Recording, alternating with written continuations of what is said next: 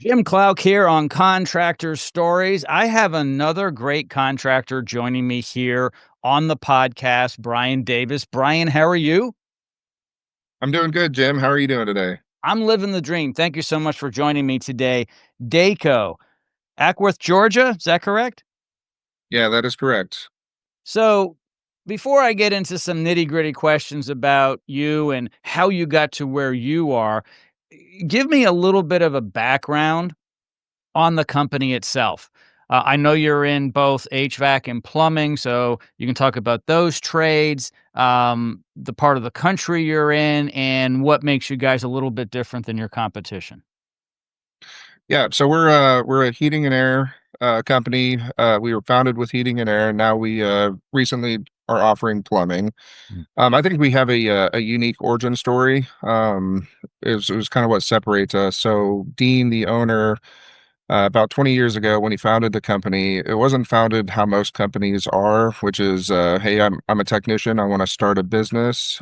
He actually helped his neighbor, and his neighbor said, "Hey, you got to call this guy. He can give you a hand." So we kept helping neighbor after neighbor after neighbor, and Dayco was actually born on the principles of helping your neighbor. So that's something that we still hold true today. And we weren't, like I said, we weren't traditionally founded by just a technician or an installer or someone just looking to start a business. It was more, I say, accidental. The name Dayco, where does that come from? So that's the owner's initials. So it's a Dean Allen Yarrington company. So Dayco Systems. Which works out well. I'm not sure what would happen if I try to use my initials. I don't think it would come out to anything good. So, Dayco, Yeah. well known in your part of the country. Yeah. So we're just north of Atlanta. So we're kind of nestled in a little metro city, and we are well known, and we're expanding, and doing a lot to kind of broadcast our name and our vision, and who we're about. So, an HVAC company getting into plumbing, which I think is great. Often, then a company will do what I call the trifecta and get into the electrical world.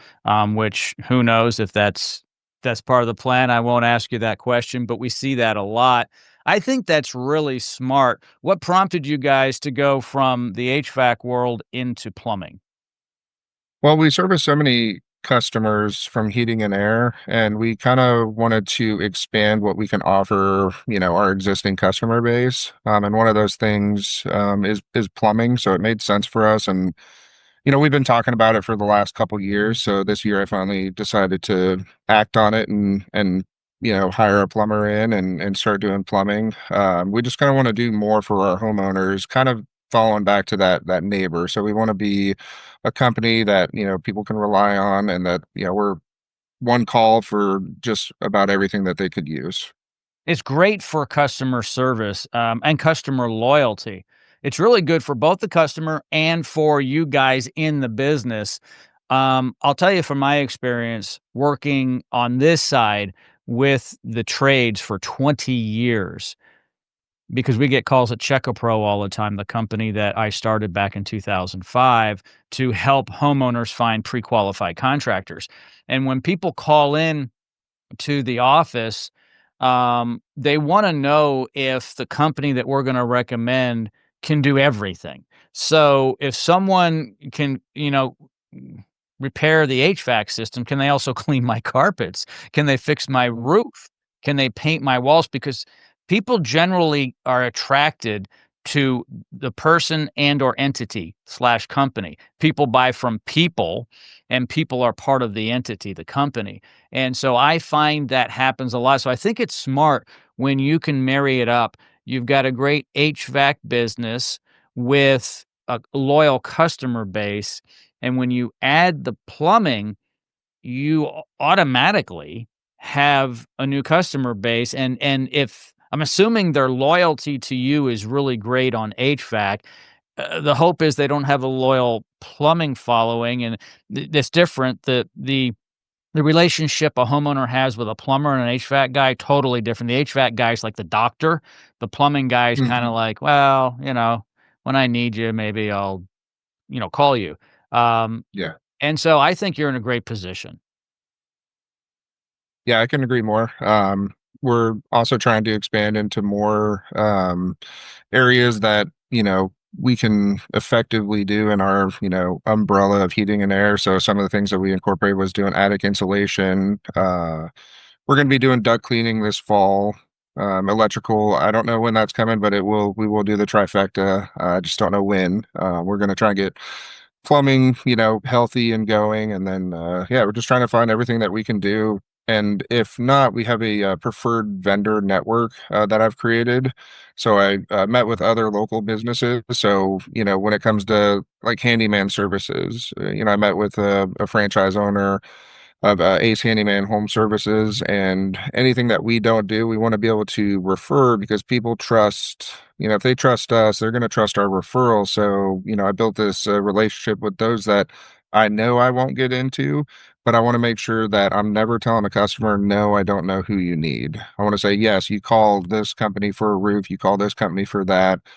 So I have a six, I call them our MVP, or most valuable partners. I even have a junk hauling company, up and away junk hauling, if anybody ever needs it. And we've done some promotional things together, some giveaways and stuff. So I just want to be able to have this big network and say, hey, homeowner, I don't do that, but I trust this.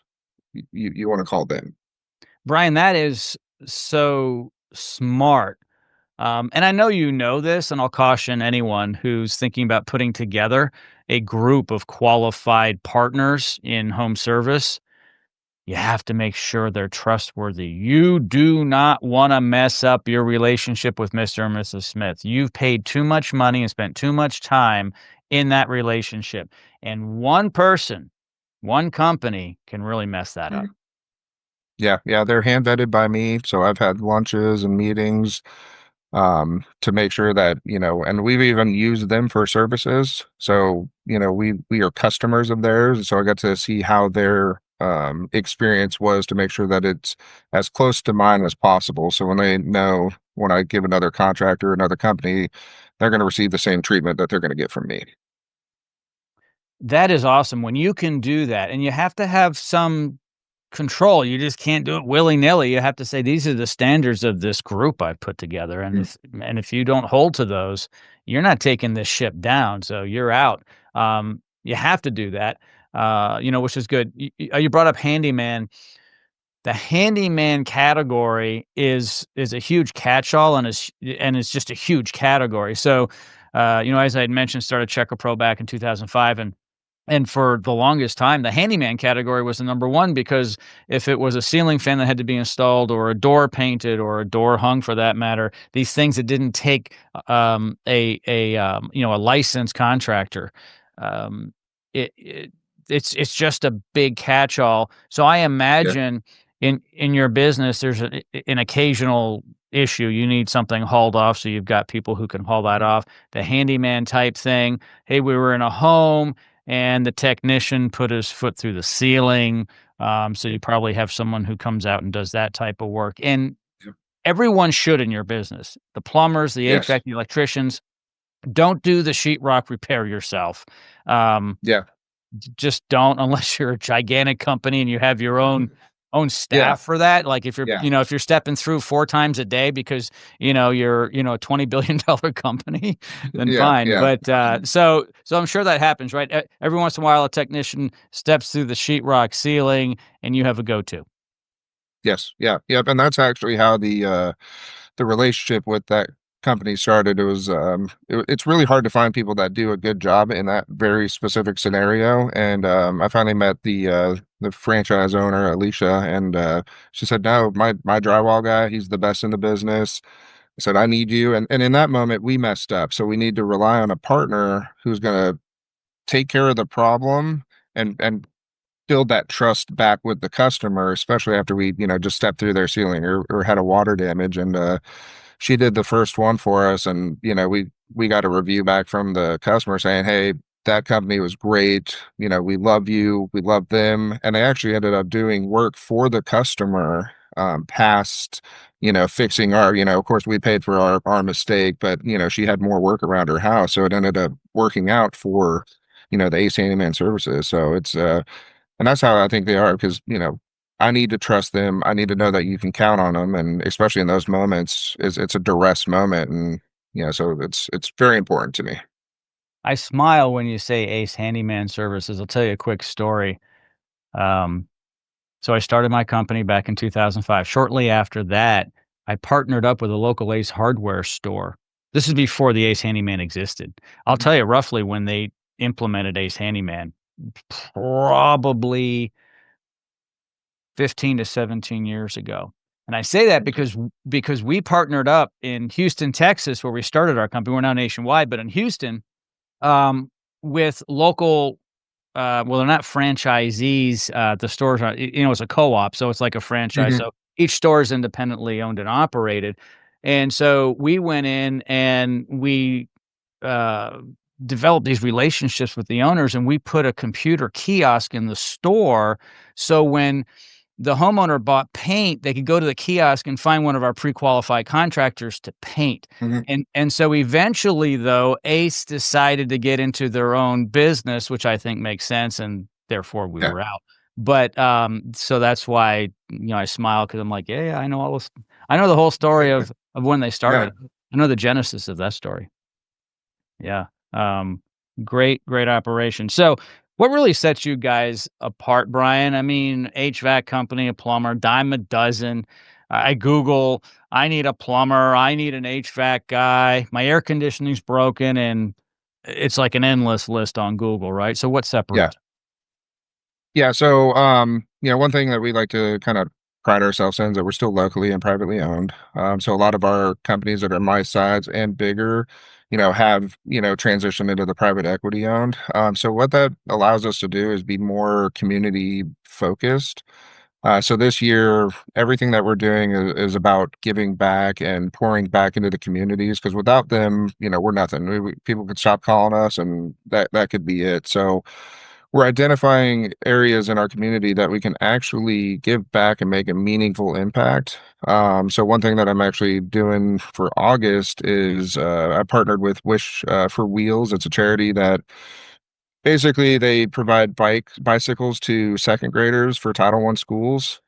So part of my August is, we're going to try and rally up about 600 bikes to impact, six Title I schools in Paulding County, which Paulding County is where I would say 80% of my staff was born, bred, raised, still lives where I currently reside. So what we're looking to do is to actually pour into the community and say, we're actually here.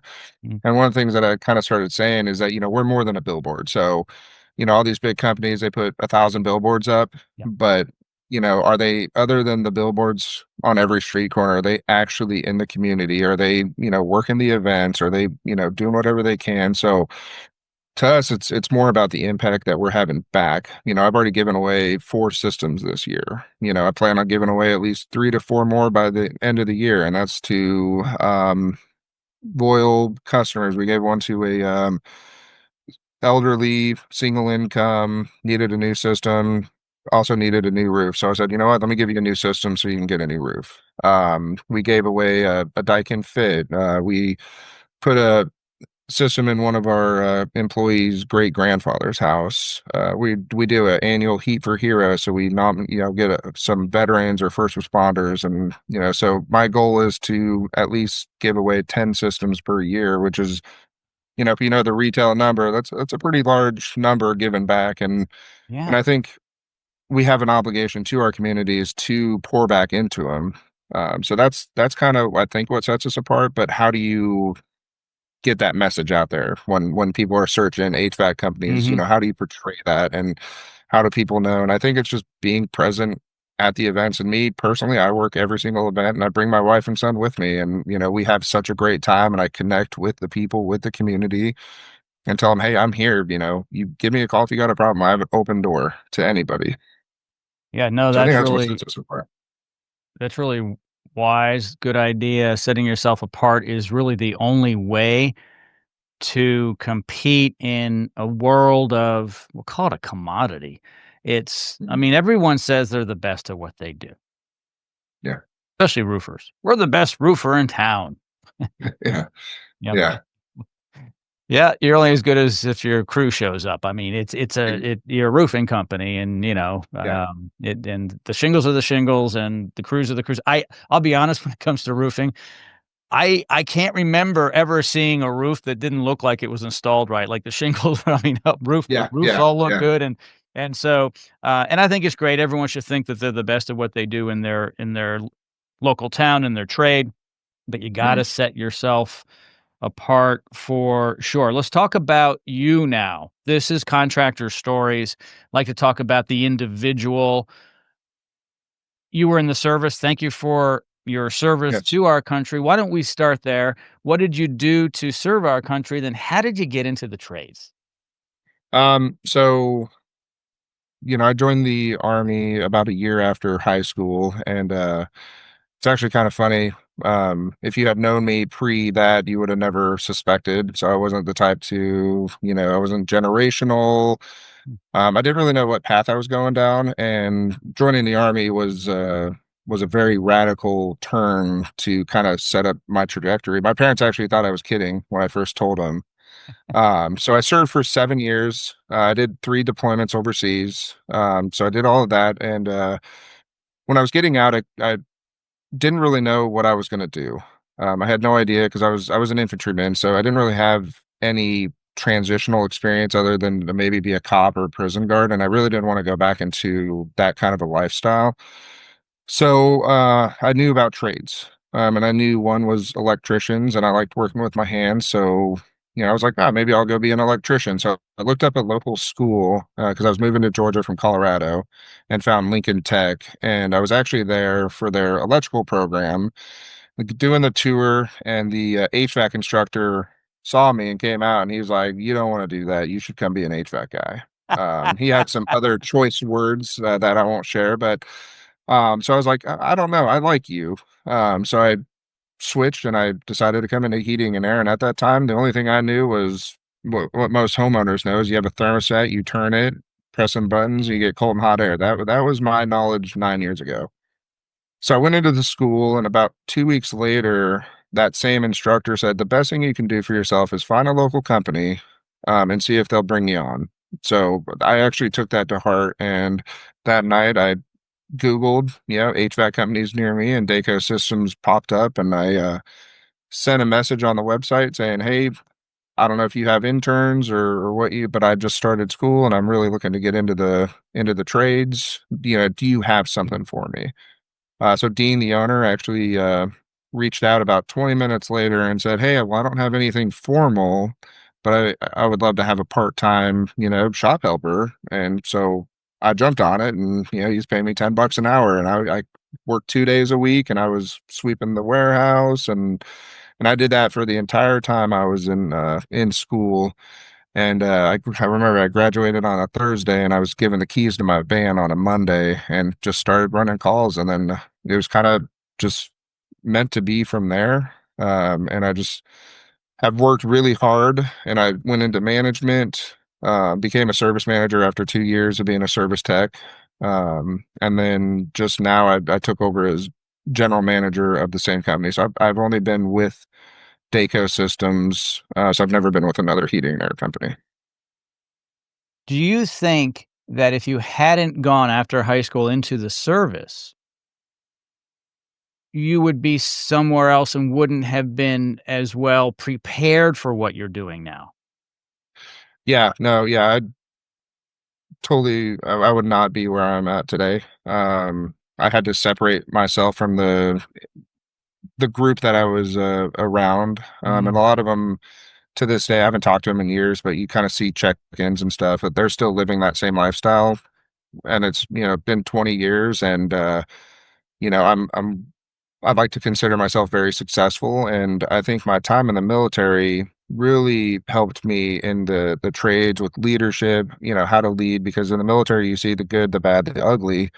So I was able to become a leader in one of the best organizations in the world that develops leaders, and then I think transitioning that into the trades has been a really, really good match, because I just learned a lot of good things along the way, and I developed my leadership style, and it's all about, putting the team first. One thing I still do today is anytime we do food or anything, I make sure everybody eats. That's huge in the military. The captain, or the commander, he eats last.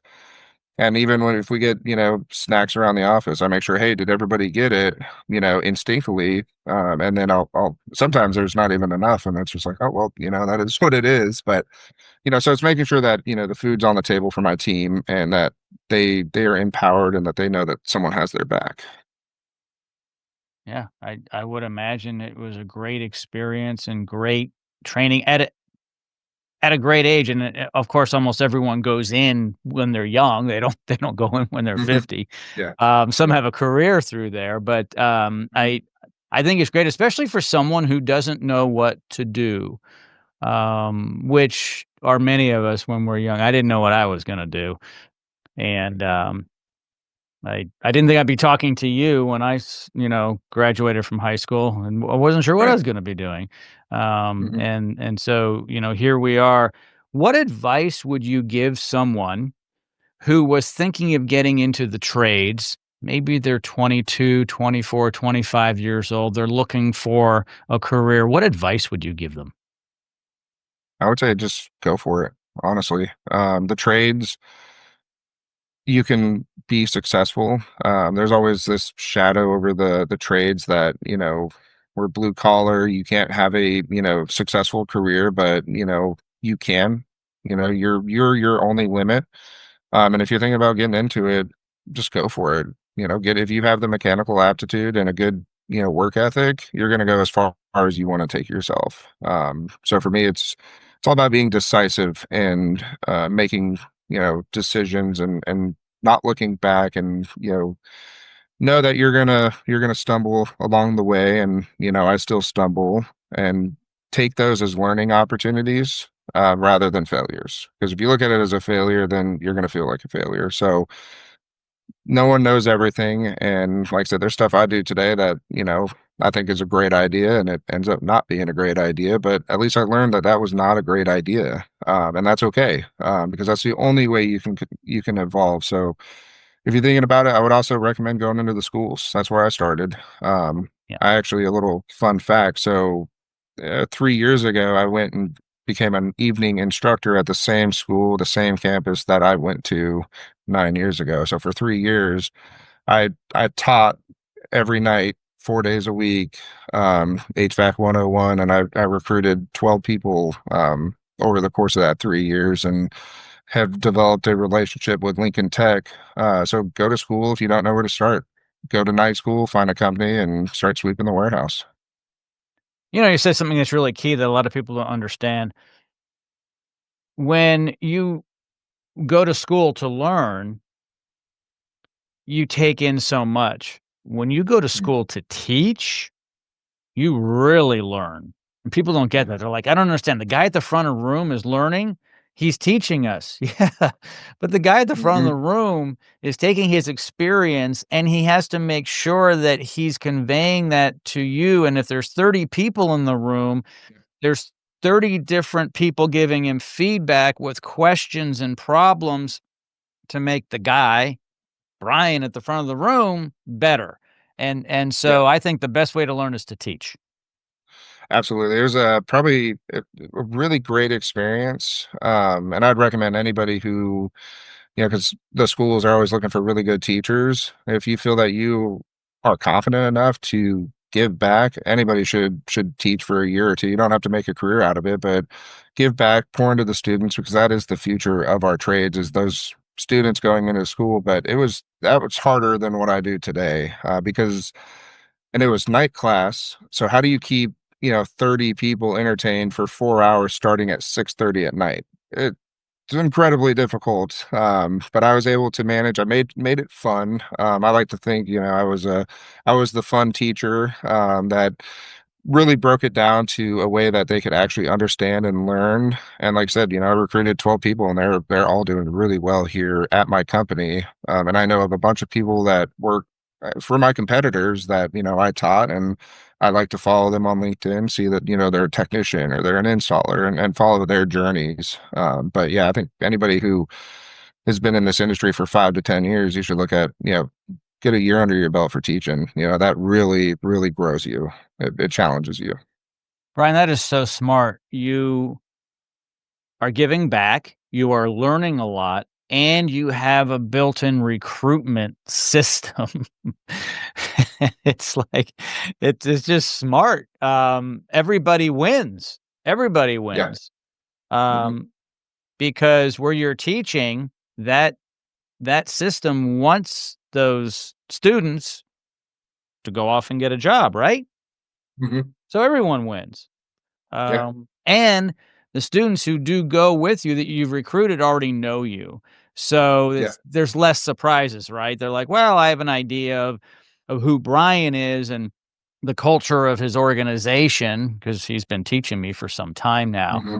versus going in blindly. Because when you went into Dayco, you went in blind. Oh yeah. 100%. Yeah. Um, so you were talking about people don't necessarily want to go into a blue collar job, the trades. It's one of the safest places going forward for now. The white collar space scares me for people today, for young people. Yeah. Jobs are disappearing left and right. I tell young people today when they're thinking about a career, think about jobs where you use your feet and your hands, Hmm. not where you're sitting in a cubicle looking at the computer. AI is taking over. How is AI being incorporated into your business in any aspect? So we're using AI to better coach our teams to enhance the customer experience. So Mhm. we have our phone systems are monitored, and they use AI because you can't listen to every single phone call.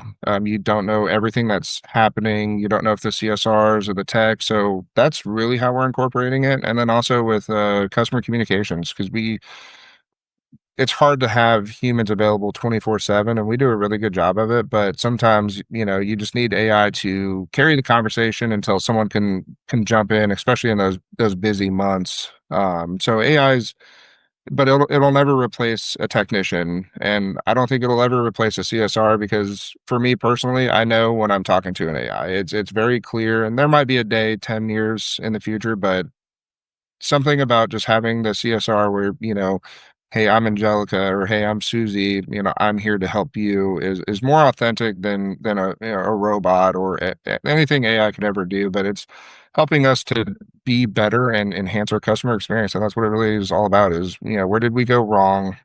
How can we do better? And it helps with all that coaching aspects.